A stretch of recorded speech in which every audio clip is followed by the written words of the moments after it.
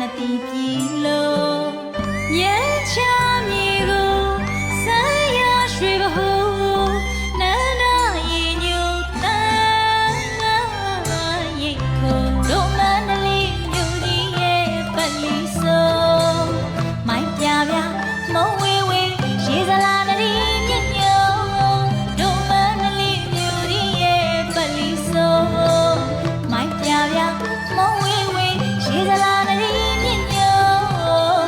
ဒီရဝရီပါအနေဝင်းပြောင်းကြီးတဲ့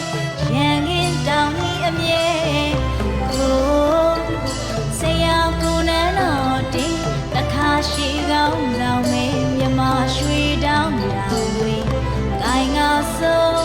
တကယ်ဖြစ်ပြောင်းတော့မယ်အမှန်ဧဝကံမှာ